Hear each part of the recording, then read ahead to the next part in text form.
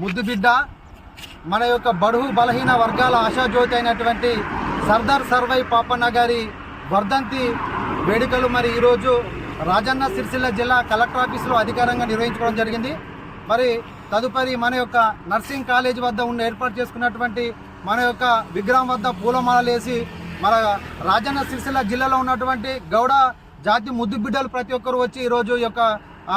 తన యొక్క వర్ధంతి వేడుకలు జరుపుకోవడం జరిగింది. మరి అదేవిధంగా